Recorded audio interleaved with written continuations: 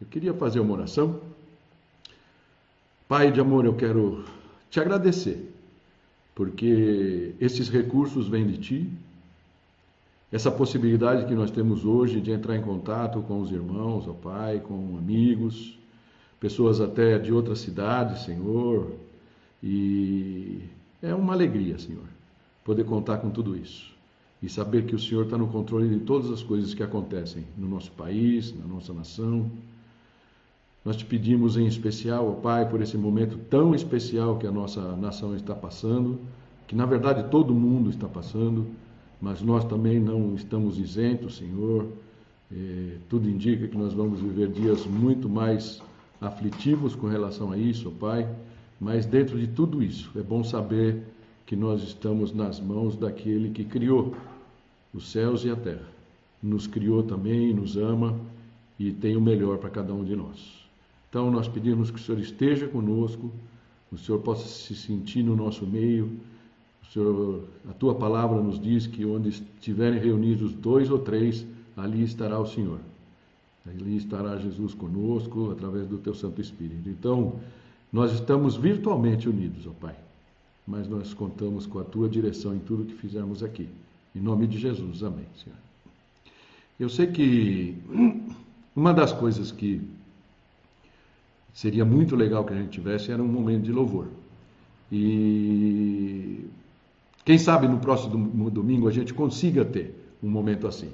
Talvez em ambientes separados. Eu sei que algumas igrejas irmãs nossas conseguiram montar esse esquema, tá?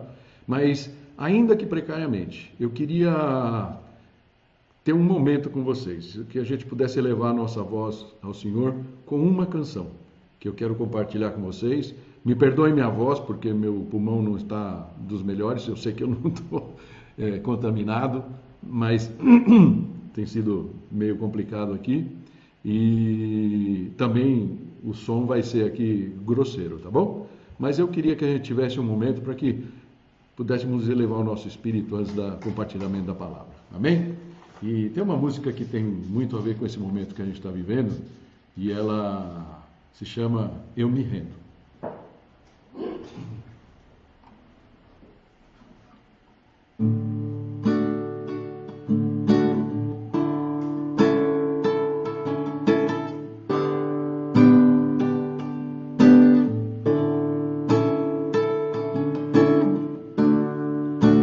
A ti eu vou clamar,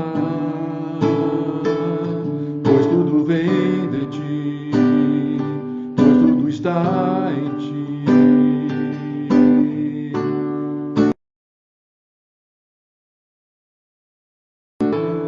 Tu és a direção, o sol a me guiar.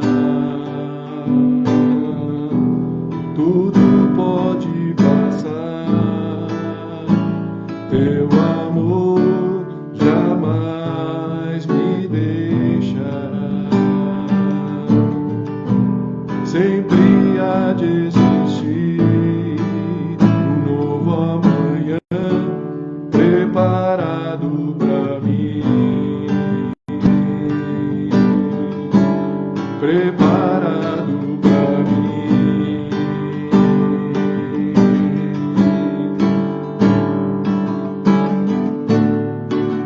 A ti eu vou clamar, pois tudo vem de ti e tudo está em ti.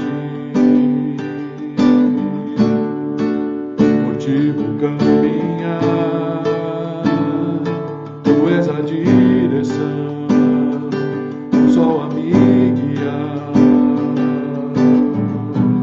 Tudo pode passar, teu amor jamais me deixará. Sempre há de existir um novo amanhã preparado para mim, preparado para mim. Se você conhece, canta junto. Eu me rendo aos teus pés, és tudo que eu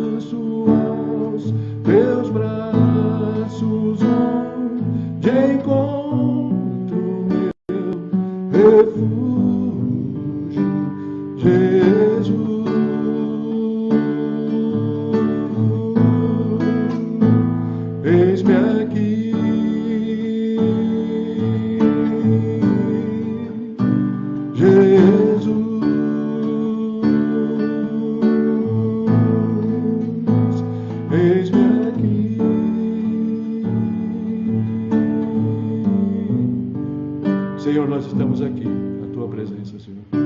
Fala conosco agora. Amém.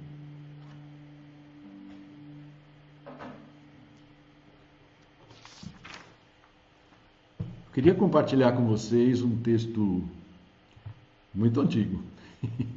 Falar aqui de texto antigo na Bíblia é interessante, né? Mas existem textos na Bíblia mais antigos.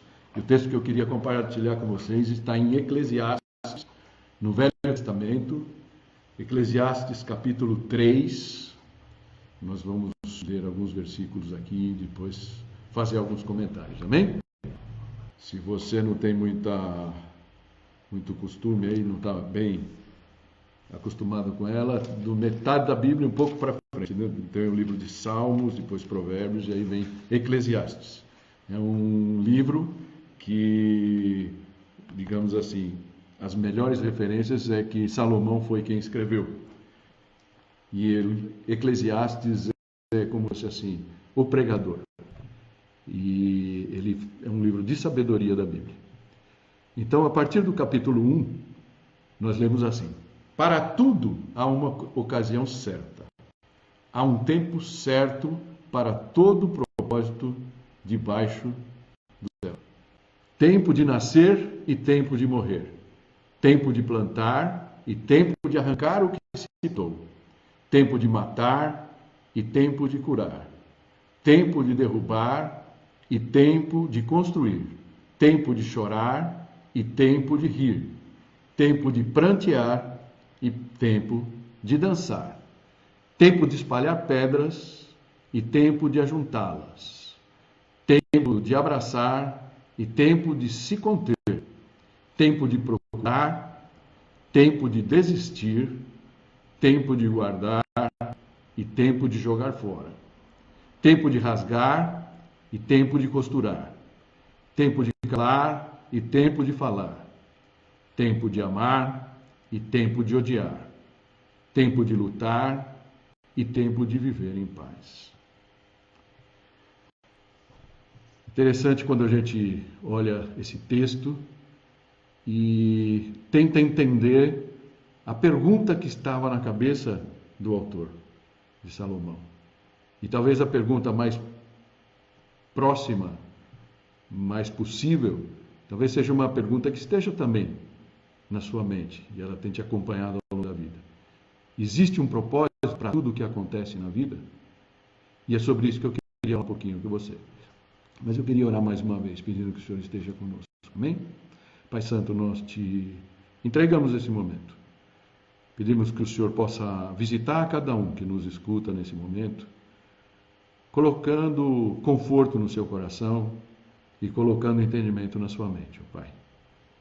vivemos esses momentos tão especiais. Então fala conosco hoje, em nome de Jesus. Amém.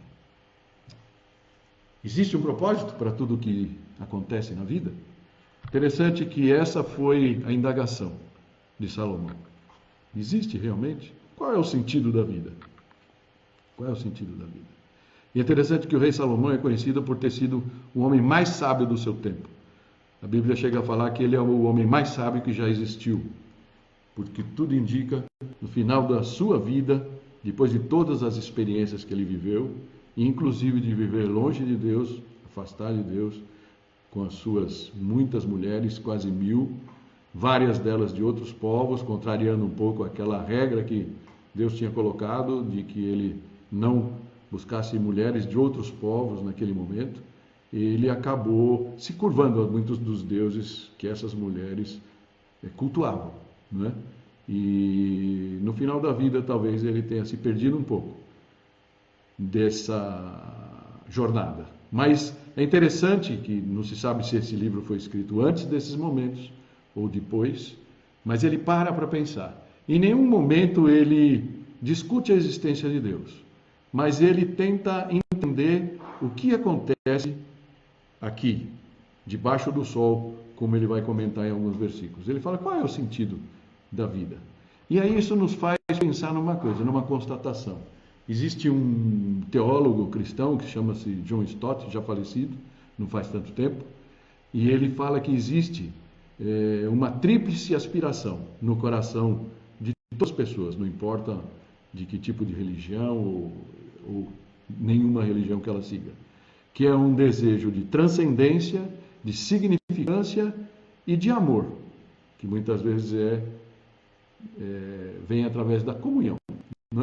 Então, a transcendência é a busca daquilo que vai além dele mesmo. Para que a gente está aqui? Né? Ou seja, estamos sós? Somos realmente frutos do acaso? Se isso não foi uma pergunta que você já se fez, me desculpe. A obra de significância, a busca do seu lugar, do seu significado. Se existe um propósito para tudo isso que está acontecendo, qual é o propósito da minha vida, da minha existência dentro desse contexto? E a última é o amor, ou a comunhão. Uma busca nesse mundo individualista da gente ter alguma relação que vale a pena. E Salomão não era diferente de mim e de você, que está me escutando nesse momento. Todos nós buscamos essas coisas. E é interessante pensar que Deus colocou isso, faz parte do nosso DNA. Se existe um Criador, esse Criador se preocupou em colocar, entre outras coisas, essa ansiedade dentro da gente sobre essas coisas, para que a gente o buscasse. E é interessante quando você tem a sua Bíblia aí aberta, eu te convido para você voltar um pouquinho no capítulo 1, só por um versículo, no versículo 14 de Eclesiastes 1, que fala assim: tenho visto tudo o que é feito debaixo do sol. Tudo é inútil, é correr atrás do vento. Dependendo da versão da Bíblia que você tem em mãos, ela fala tudo é vaidade, que é o texto, é o termo mais conhecido. Mas eu queria chamar, então, ele fala tudo é vaidade. Esse termo vaidade, no hebraico, é um termo que significa vapor ou sopro, uma coisa efêmera, uma coisa que surge e vai embora. E é isso que estava no coração de Salomão, depois de analisar tudo o que tinha acontecido na vida dele, que foi uma vida tão rica, de tudo. Se você tiver a oportunidade de ler esse livro um pouco mais, depois você vai ver tantas coisas, tantas experiências que ele teve, Deus deu o privilégio a ele de vivenciar, e ele chega a essa conclusão. Mas Deus dá para ele também uma perspectiva que a gente vê a ação do Espírito na vida dele, uma percepção de que existe um debaixo do sol, como ele fala aqui, tenho visto tudo o que é feito debaixo do sol, mas existe também um acima do sol, se a gente pode dizer assim, onde Deus reside, onde as coisas que transcendem acontecem, ou são humanas, né? E Salomão não teve dúvida sobre isso. Mas ele questiona muito as coisas que acontecem aqui, no dia a dia. E no capítulo 2, se você quiser dar um pulo para lá, no versículo 24, Ele diz assim: para o homem não existe nada melhor do que comer, beber e encontrar prazer em seu trabalho. E vi que isso também vem da mão de Deus. Interessante isso. Ele fala: acontece muita coisa aqui debaixo do sol, no nosso dia a dia, onde a gente mora, onde a gente vive e onde a gente enxerga. Mas ele sabe que as coisas que acontecem aqui têm um controle, nada disso é por acaso. E é isso que começa então a permear o texto que a gente leu a princípio, o capítulo 3, a partir do versículo 1, onde ele faz a terceira constatação importante. Ele fala: para tudo há uma ocasião certa, ou um tempo certo. Há um tempo certo para cada propósito debaixo do céu. E essa é uma constatação e uma certeza que Salomão tinha. E que tomara que você também tenha, ou que você possa desenvolver isso no seu coração. Mas é interessante que ele vai falando várias coisas, e talvez não seja o caso da gente olhar para todas com tanto detalhe, mas ele vai falando tempo de nascer, tempo de morrer. E aí, todos nós sabemos. E é interessante que na cabeça de Salomão, ele coloca isso e fala: olha, tudo aqui é finito. Tudo aqui é por pouco tempo. O fluxo na vida, ele é curto e inevitável. Nós vamos nascer, nós vamos morrer. E tudo que ele vai explorar aqui, ele está partindo desse pressuposto. Tudo é finito. Tudo vai ter um fim nesta vida. Né? E aí ele vai falar: tempo de plantar, tempo de colher, ou, né, de arrancar o que plantou. Tem tempo de matar e tempo de curar. Hoje em dia a gente olha para essa parte, esse versículo 3, e nos é duro. Mas pensa num tempo de guerra, num tempo que era quase que cotidiano das pessoas irem para a guerra e acabava sendo quase que inevitável matar.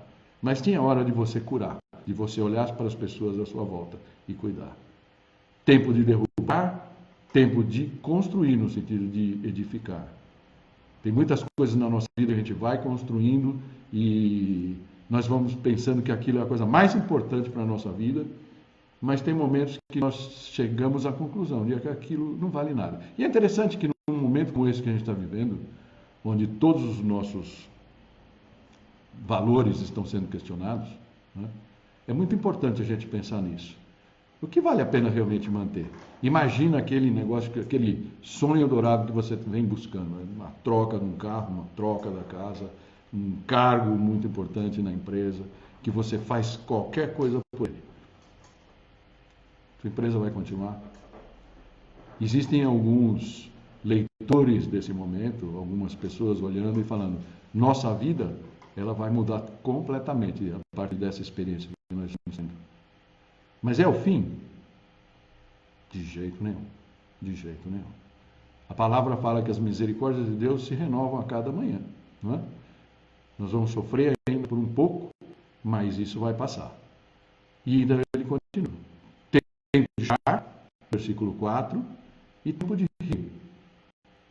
Tempo de prantear, de lamentar. Talvez a gente venha ainda se lamentar, não vamos ser aqui omissos ou irrealistas. Nós estamos num mundo, tudo indica que o Brasil não vai passar ileso em todo esse processo do Covid-19. Todo o trabalho que está sendo feito é para esticar essa curva, não sei se você entende essa coisa, né? Ou seja, nós temos recursos limitados em termos de UTI. Então, uma pessoa da minha idade, daqui para a minha idade para frente, né, se a gente realmente ficar mal, nós vamos, uma probabilidade muito grande, a gente precisar de uma cama, de um leito na UTI. E se tiver mais gente para ocupar as UTIs do que existem leitos, né, alguns de nós vão ficar fora. E as pessoas que cuidam da saúde, eu quero que a gente levante uma oração por eles depois, né? Eles têm que decidir. Eles têm que decidir quem fica no tubo lá, quem fica na cama e quem não. Então, talvez a gente viva momentos ainda de lamentar. Mas com toda certeza, ainda veremos momentos de dançar, de saltar de alegria, de se alegrar, que é o que fala esse versículo final. E ele fala: é tempo de espalhar pedras, tempo de talas. É interessante ver que os rabinos olhavam para eles e diziam que isso tem a ver com fazer amor, uma relação conjugal dentro do casamento, né? E momento de abster por alguma coisa.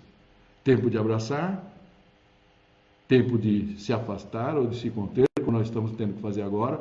Foi muito duro ver a Ana, o Vinícius, minha filha e genro ontem aqui, que vieram trazer o equipamento que a gente esterilizou, mas não poder nem ficar na mão deles, a gente, e tal, mas todos vocês estão experimentando isso também. Então é parte do momento que a gente está vivendo. Tempo de buscar coisas e tempo de desistir de buscar, abrir mão, perder. Isso tem muito a ver com esses momentos. Do que a gente vai ter que abrir mão? Do que talvez a gente já esteja abrindo mão? Nós estamos dentro de casa, a gente está buscando coisas de uma forma talvez frenética no nosso dia a dia, e agora Deus, de alguma maneira, por seu controle, sua soberania, eu não estou querendo dizer que é vontade dele que esse vírus tenha vindo, mas ele diz que ele transforma muitas vezes maldição, coisas difíceis em bênçãos. E eu tenho certeza disso, pelo caminhar que eu vejo já com Deus, que ele está aproveitando para transformar isso em bênçãos. E a gente vai trabalhar isso com vocês, não hoje, mas ao longo das semanas, para dar a vocês ferramentas para que você possa, por exemplo, exercitar isso com a sua família. Tempo não vai faltar, provavelmente, né? O que vai faltar talvez é orientação. O que fazer nesses dias? Como nós podemos nos aproximar de Deus? Não só clamando, mas aproveitando para ter intimidade com Ele. Porque a parte supérflua, aquelas coisas que a gente está buscando lá no trabalho, na escola, nos relacionamentos, de repente vão ficar congelados por algum tempo, por alguns meses. Então é o momento da gente saber realmente o que vale a pena segurar, o que vale a pena guardar e o que vale a pena largar. No versículo 7 ele fala, tempo de rasgar e tempo de costurar. E nos tempos bíblicos existia uma coisa, né, na cultura judaica, de quando a pessoa tinha uma perda muito grande, um sofrimento muito grande, ela rasgava as roupas como demonstração dessa dor, né? Era uma demonstração externa daquilo que estava dentro do seu coração. Mas sempre existe um momento de remendar, de voltar a costurar, né? E isso vai acontecer, você pode ter certeza.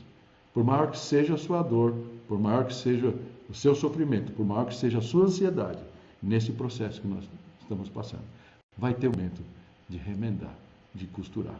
E nós vamos sair mais fortes desse momento, amém? Tempo de calar, tempo de falar, tempo de amar, tempo de odiar, alguns falam aborrecer.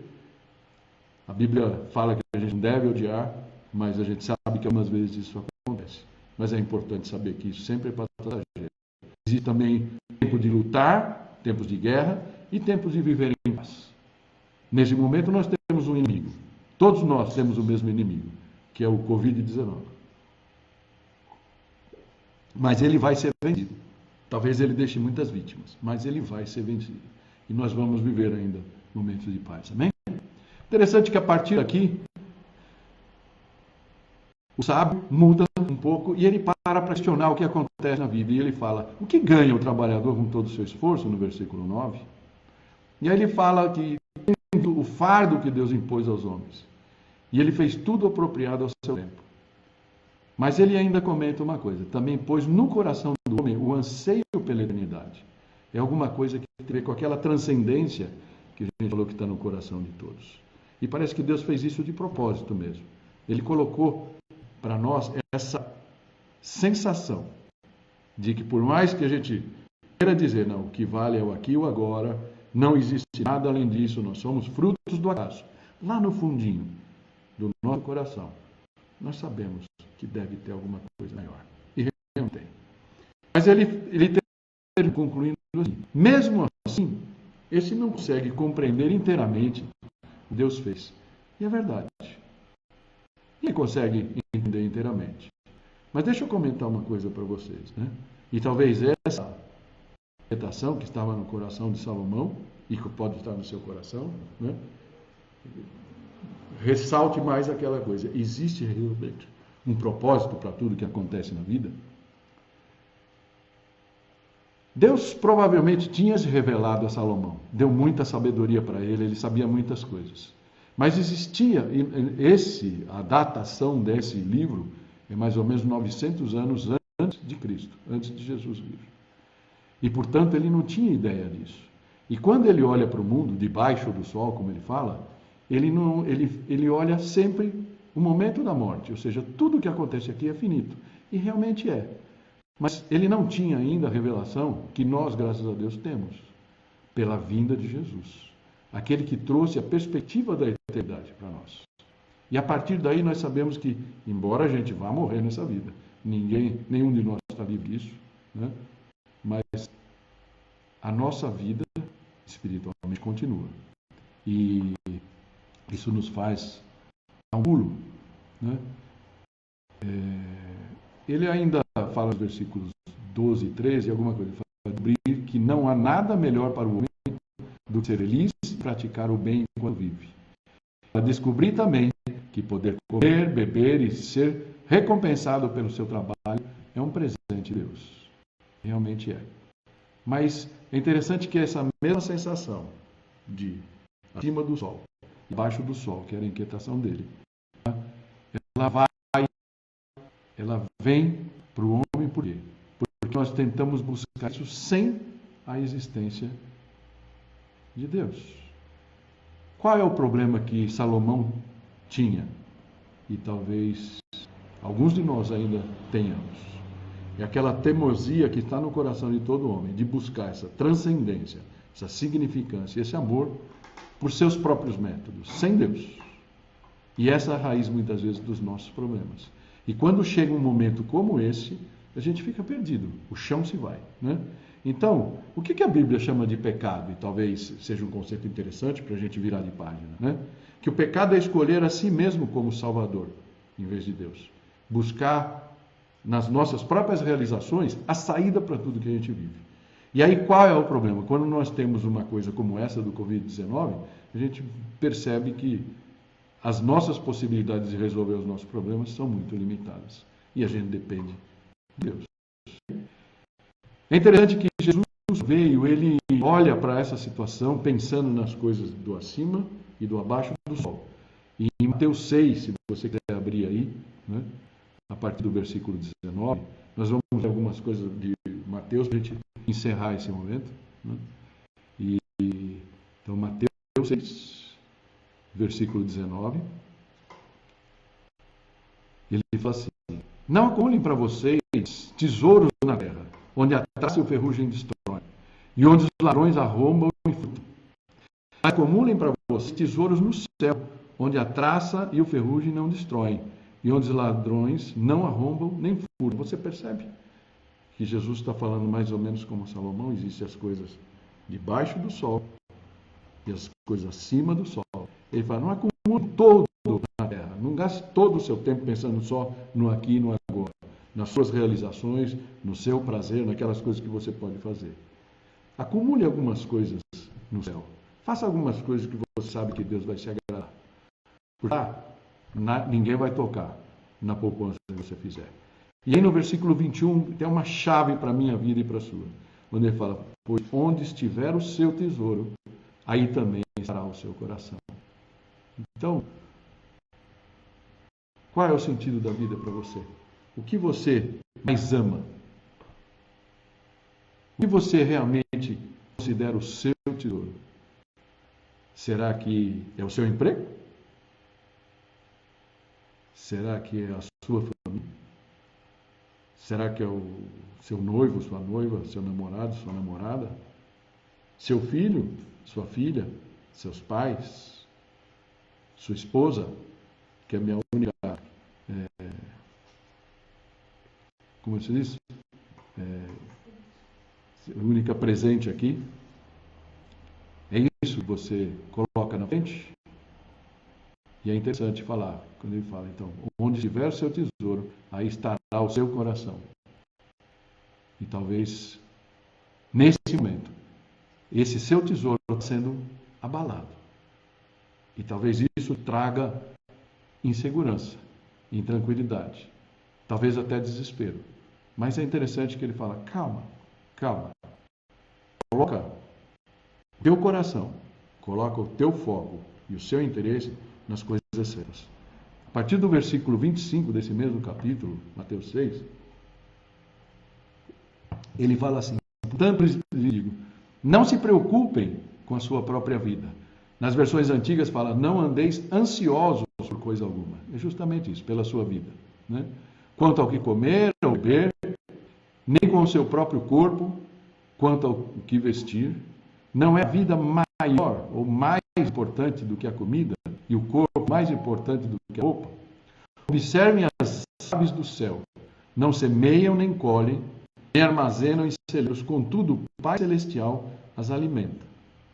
Não tem vocês muito mais valor do que elas? É interessante a gente saber isso. Deus olha para a gente e olha para os animais, tudo que criou, e Ele fala, eu fiz tudo isso que está à volta por causa de vocês.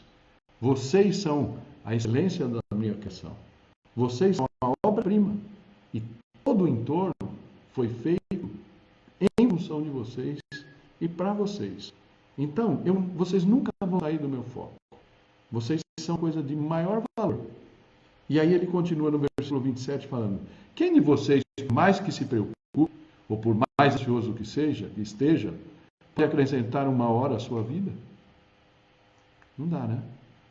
A gente pode tomar todos os cuidados possíveis, mas Deus está no controle.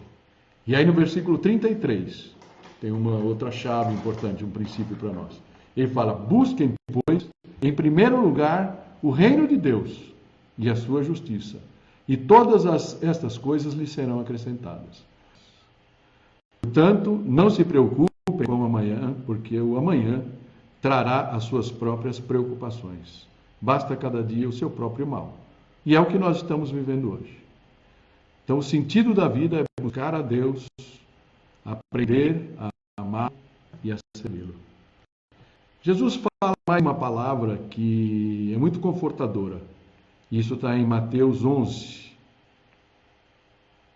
a partir do versículo 28. E diz assim, venham a mim todos os que estão cansados e sobrecarregados, e eu lhes darei descanso. Tomem sobre vocês o meu jugo e aprendam de mim, pois sou manso e humilde de coração. E vocês encontrarão descanso para as suas almas. Pois o meu jugo é leve, o meu jugo é suave e o meu fardo é leve. Eu não sei qual é o peso do seu fardo. Eu não sei quão cansada você está. Quão sobrecarregados estão os seus ombros nesses momentos que a gente está vivendo. Será que a empresa onde nós trabalhamos vai sobreviver? Será que alguma pessoa da minha família vai ser contaminada? E se ela for contaminada, ela vai conseguir resistir ao vírus, como se fosse um resfriado, uma gripe normal, ou ela vai ter complicações? Jesus nos faz um convite, fala, olha, não fica se comendo sozinho. Você não está só. Você não está só, querida, querido. Deus está com você. Jesus veio ao mundo justamente pensando nesses momentos. E a palavra fala que ele levou sobre si, quando ele morreu naquela cruz, todas as nossas enfermidades, as nossas doenças. Interessante pensar isso. As enfermidades do coração, nas quais estão a ansiedade, o medo que pode estar tomando você nesse momento, né?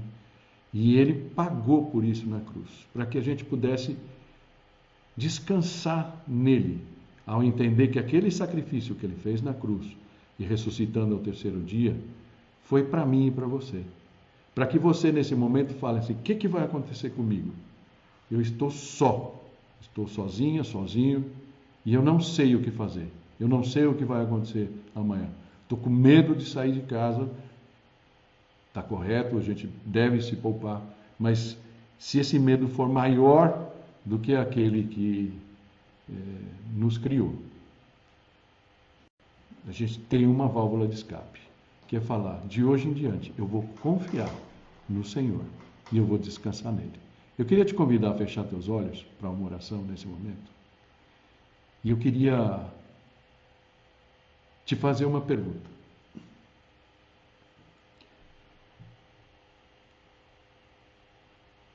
Em que você tem confiado?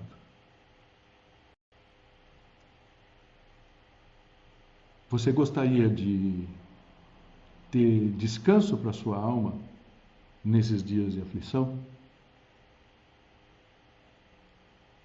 A palavra nos diz que Jesus ressuscitou ao terceiro dia,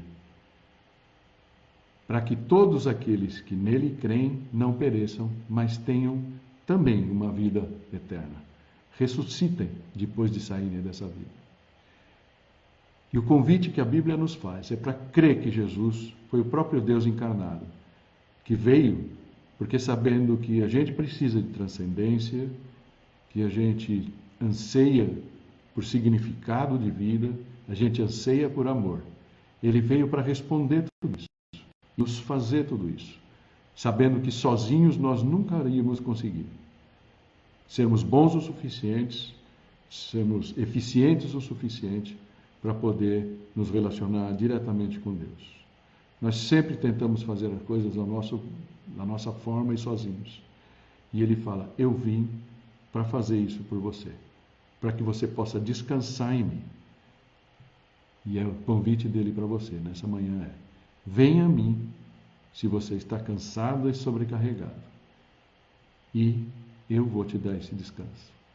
Tome sobre você o meu jugo e aprenda de mim, pois eu sou manso e humilde de coração. E assim vocês encontrarão descanso para as suas almas, pois o meu jugo é suave e o meu fardo é leve. Pai Santo, eu quero entrar na tua presença, pedindo que o Senhor possa aquecer cada coração nesse momento. Existe um momento para tudo debaixo do sol, como nós lemos no livro de Eclesiastes. Mas é muito importante saber que depois de ter estabelecido essa regra de vida, o Senhor veio estar conosco para poder nos resgatar. E hoje, melhor do que Salomão, nós temos consciência da vinda de Jesus. E nós sabemos o plano dele para a nossa vida. E por isso, Senhor, nesse momento, queremos abrir o nosso coração, Senhor. E eu queria pedir que o Senhor pudesse tocar cada pessoa que nos escuta, entrasse nos corações, ó Pai, e transformasse. Desse a paz, fortalecesse, Senhor, para que eles possam passar por esse período, Senhor, sabendo que eles podem confiar que o Senhor vai estar com eles todos os dias, como é a tua promessa. Eis que estou à porta e bato. Aquele que abrir a porta, eu entrarei e cearei com ele. Senhor, queremos abrir a porta do nosso coração para Ti nesse momento, para que o Senhor possa entrar. E sabemos que os nossos dias serão melhores na Tua presença do que sozinhos, somente com os nossos pensamentos. Abençoa cada um então, Senhor. Te peço isso em nome de Jesus. Amém. Amém. Queria despedir de vocês com a graça e a paz do Senhor Jesus. Que Deus te abençoe. Uma linda semana. E confia nesse Deus maravilhoso que nos fez e nos ama. E tem o melhor ainda reservado para nós. Amém?